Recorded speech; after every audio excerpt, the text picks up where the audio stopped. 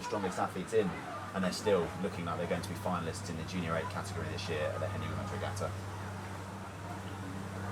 Yes, they move through the barrier. They've got well over a length now, rating 35. Good composure over front stops, good long stroke, rowing very well together. Just as the crews make their way down the course, we'll give you a few more results. Race 305 was a win for Durham University by 3/4 of a length over Ohio State. 306 was the first semi-final of the elite coxswain pairs, and it was a win for Banks Rowing Club of Australia by 2 lengths. We still haven't got a result for race 307, so we'll update you as and when we know. Race 308 was a win for King's College London by 3/4 of a length, and as for that cracking semi-final in the academic cox fours between the UL and Imperial, it was a win for the University of London by a canvas. So a fantastic race there. So University of London and King's College London will meet each other in the final of the academic cox fours, and as we watch Headington make their way down the course, it would take a brave man to bet against them, racing again later on this afternoon in the final of the Junior 8s. Shame for Buckingham, of course, who've come all the way across from the United States of America, but I think just they've come up against a better crew on the day. Everybody wants to race at Henley, whether it's the Henley Royal or Women's Henley. And it's good to see Women's Henley sort of coming up and matching the same style and pedigree of Henley Royal. There's some seriously good crews here.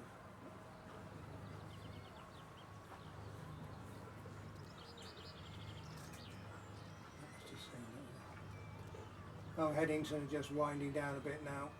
Got plenty of lead over their American counterparts. It just shows the quality of Headington, doesn't it? It's not often you get does. to paddle a semi-final. And this isn't a paddle, that's not being fair, but certainly it is a relaxed high rate piece. Probably 28 strokes a minute. And they do make it look exceptionally easy, don't they? But I think their strongest opposition may well come in the race succeeding this one, which is race 311, the second semi-final between Henley Rowing Club on the Berkshire Station, so another Henley crew representing their club, and St Paul's School of the United States of America on the Buckinghamshire Station. St Paul's with the matching hats on the right-hand side of your screen. And I watched this St Paul's crew come down yesterday, and I was staggered at how powerful they were. They are exceptionally powerful girls who row very, very well. They've had an undefeated season by winning gold at the New England Interscholastic Rowing Championships, and they've also undefeated in the UK so far. They won at Reading Regatta last weekend, sorry. So they are a crew with a lot of pedigree and a lot of form. And as they clear the island, they've got half a length now, nearly. And Emiliana Geronimo's family have asked us to give her a little mention.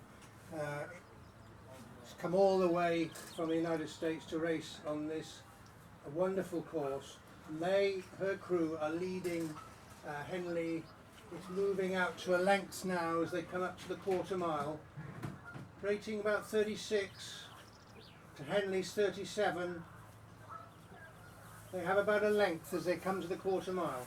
Well, Miss Geronimo, and if her family are indeed listening to our coverage here, they're going to be delighted to know that it's not often that we say Henley are losing a race, especially on their own course. And at the moment, St Paul's School throwing down the mantle. And it has to be said, they look exceptional as they come down. Power, precision, technique, and they're rowing exceptionally well together. And they've got 3/4 of the length, perhaps. Yes, it's hard to believe that these are schoolgirls. You can see in the American crew you've got a tandem. That's two people rowing on the same side. This is done sometimes to balance the power between both sides of the boat. But it is mightily impressive, bearing in mind this Henley Rowing Club crew, the silver medalists at the National Schools Regatta behind Headington. It is my understanding that the Henley crew and the Headington crews in this event do not have their 4 strongest athletes in. Both of those are in the quad, but nonetheless these are 8s with a lot of form and a lot of power on board, but St Paul's making short work of the opposition at the moment. Yes, I mean they haven't shaken Henley off, but they certainly had a very strong first 500 metres. Henley certainly won't give up. Their attacking style means that St Paul's haven't just moved away St Paul's still having to keep that rake pretty firm, but they've got over a length now over Henley.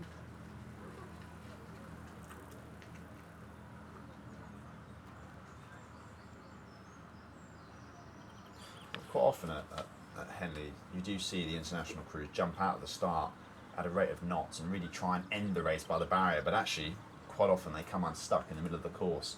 No real sign of that happening to St Paul's School here. No, it's interesting, isn't it, race tactic? If you turn the clock back a couple of decades, you could get away with that early sprint. It would frighten the opposition, but now race planning is much more sophisticated, and the balance of the physiology of the body is very important. And you know, third 500 can count as much as the first 500.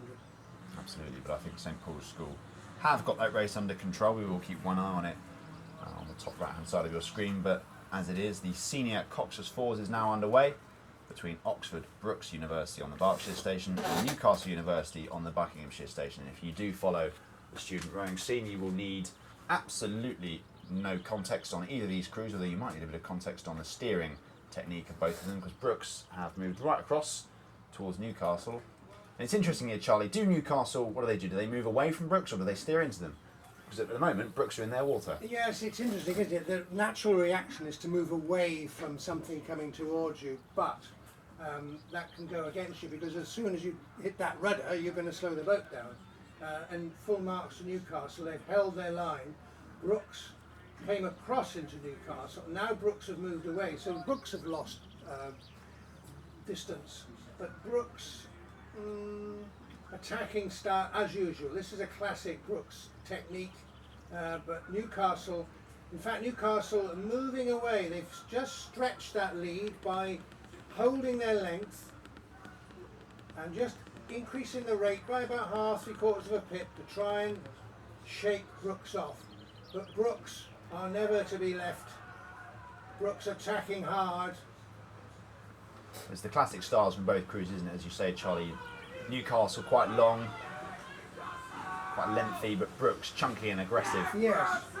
But at the moment it does look like Newcastle have about half a length. The bow ball of the Brookes crew is just about in line with the stroke go of the Newcastle crew. And just as an update to what we saw earlier, race 3:07 between Oxford University Women's Boat Club and Imperial, the pairs race, which we were unsure as to what happened. I've just seen both of those crews paddling up towards Temple Island, which to me would signify a re-row. So we'll keep you updated if we hear anything else, but I would believe that we're having a re-row of that race, so keep your eyes peeled, keep your ears open. We will let you know as and when we do, but as it stands, it is race 3:12 on the course, and Newcastle University leading as we mow past the barrier. Yes, Newcastle just looking a bit more composed, just getting a bit more out of that boat than Brookes. Brookes attacking as usual, they won't let him get away, but Newcastle just looking the more composed as we move up towards the Forley signal. Again, another tandem arrangement in the Newcastle boat, 2 and 3 positions rowing on the same side. The aim is to balance the pressure from both sides. You know, different athletes, different strengths, that sort of thing. In fact, Newcastle just opening up clear water now. Not taking anything away from Brookes. They're still attacking hard. But Newcastle just moved across into Brookes's water. They need to just get back on station.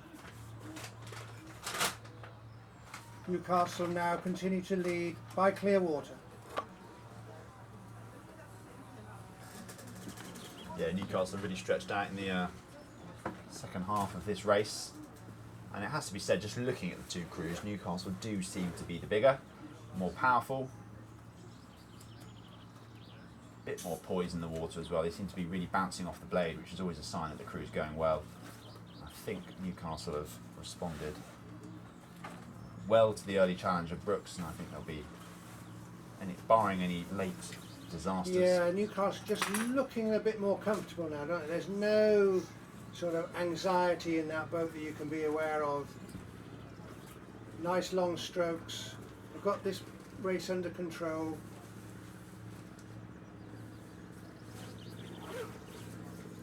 Well, one eye on the events happening between Brooks and Newcastle, but we're going to move back up to the start for race 313, the second semi-final of the senior Coxless Fours, and it'll be contested between Imperial College in the yellow boat with the blue kit on the Berkshire station and Edinburgh University on the Buckinghamshire station.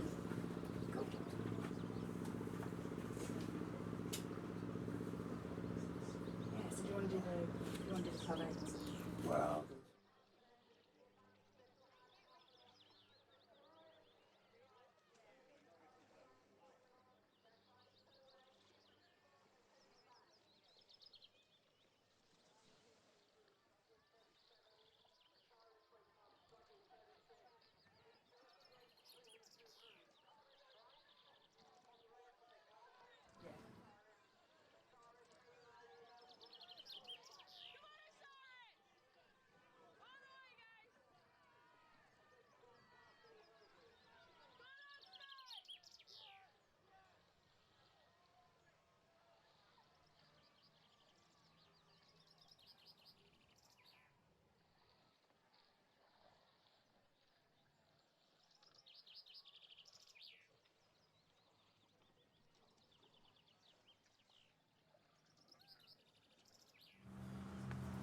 So race 313 underway between Imperial College on the left hand side of your picture and Edinburgh University on the right, and it looks like Imperial have got the better of the two starts there.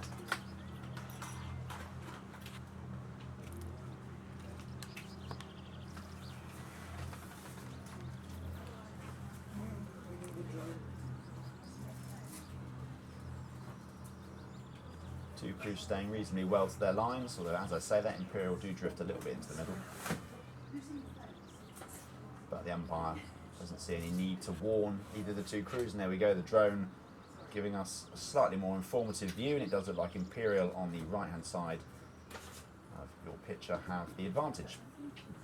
yes, in fact, looking at the start, I mean, Edinburgh looked very well together, very, very composed in their stroke, but Imperial just had that bit of an edge, bit more of attacking style, moving up the island, and it's about 3/4 of a length, maybe half. There's not a lot in it, but I see certainly in the lead at the moment as they pass the quarter-mile signal, rating 36. Edinburgh certainly not being left behind, looking the more composed at the moment. In fact, the umpire's warning IC to get back onto their station. I think they're both in each other's stations at the moment. I think Yeah. it seems to be neutral water to me. I suppose if crews do that, then it's anyone's game. The danger comes when you move right across onto somebody else's. Yeah. At the moment, IC looking unruffled by the event, and I think, yeah, you're just about right, Charlie. About half a length to Imperial College. So this race should develop into something of a cracker as we move down the course. You can just see our little commentary box there, hidden under the shade of the tree. Yes, IC certainly put in a half a pip there. Edinburgh responding as well, but IC took the initiative a little bit earlier and have moved out to 3/4 of a length lead over Edinburgh as they shoot the barrier. Yeah, the distance hasn't really changed, has it? No, in fact, it's come back to half a length, so full marks to Edinburgh, holding their style. The thing is, if they want to go past Imperial, they're going to have to move back onto their own station, because as it stands, they're on course to clash. Yeah, that picture gives you a better view, and it looks to be moving out to 3/4 of a length again. It strikes me that IC do a push and then Edinburgh respond, and then it moves back out to where it was before the push. Just as we were saying, Edinburgh looked to have the momentum. I think IC have stretched out again and might even have a length now I think so. over their opponents from Scotland. So what do you do when you're at this part of the course? You're thinking, this is hurting. Pull bloody hard. But you need to remember that it's hurting in the other boat as well. It's easier said than done, though, to remember that. But as we watch that Semi-final of the Senior Cocktails Fours make it way down the course. You can keep an eye on it, of course, on the right-hand side of your screen, but the rerun, I believe, the rerun of the elite pairs is happening now between Oxford University Women's Boat Club and Imperial College. So it was indeed a rerun. We're not quite sure what happened to cause the re-row, but as it stands, it's Imperial and Oxford. And Imperial have managed to avoid crashing into the booms this time round, and look better for it because they have already got nearly a length on their opponents from Oxford. Yes, it's a tidier race this time. Imperial have certainly got the lead, and it looks like a length. Oxford, attacking style from Oxford, but they're not making up much ground. In fact, Imperial have just moved up again, just moved up a gear to maintain that lead as they come up to the quarter-mile signal. And they're stretching out, good long stroke, plenty of good boat speed. Oxford looking shorter at the moment, trying to get back on terms. IC being warned, get back onto their station. They're not messing around this time, are they, IC? They've decided, right, we're going to put an end to this, so we're going to finish this race off nice and quick. And they're looking to try and do that. You're right, though, they haven't really broken free yet, but Oxford now steering back onto their station. That's going to cost them time, because every touch on the rudder is like a break on the boat, and as it stands, Imperial just trying to get a bit of clear water, a bit of breathing space between themselves and their opponents, straining to move away as they move past the barrier. I mean, full marks to Oxford, attacking again. Imperial just got that lovely length, steady composure, as you do have when you're in the lead. And it's about a length lead, but Oxford certainly not letting them get away with it. As we watch this race move down the course, I'm going to hand over to Alison for the remainder of the morning, I would expect. I'm going to go and get some lunch.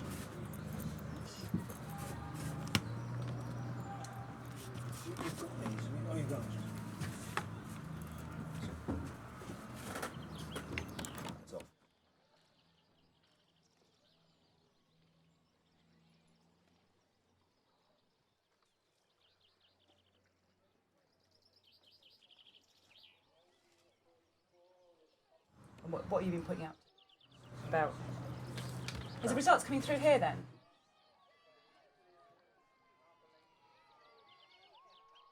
You're live now. Okay, thanks very much, Tom. I know you're going to be back later. Going to have a bit of a break.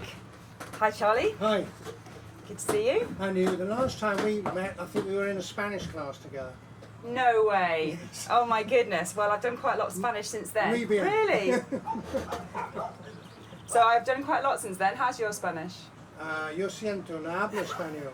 Oh no, Hablo un poco. dos veces, por favor. Mi mujer va a hablar. That's My all. friend said, That's all you need. that's all you need. My wife will pay.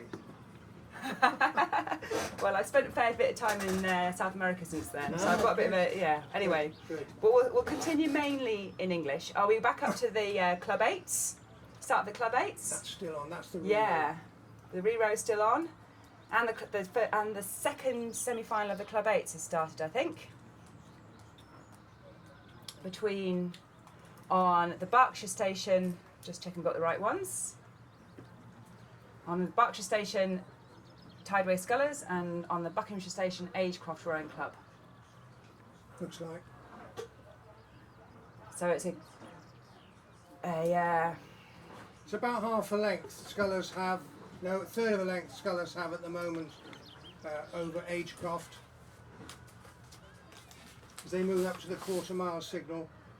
On the top of your screen, you can still see that Cox's pair re-row, with IC certainly have the edge over Oxford as they move into the last third of the race.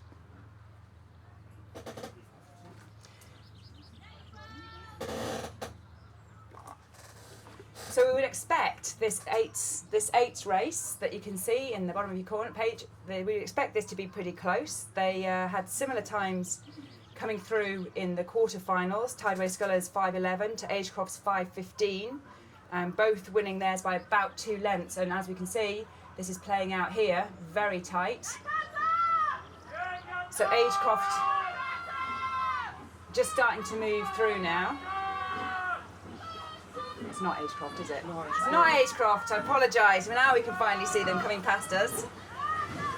Who we got? Galway and Canterbury. It's the first. It's the first ones.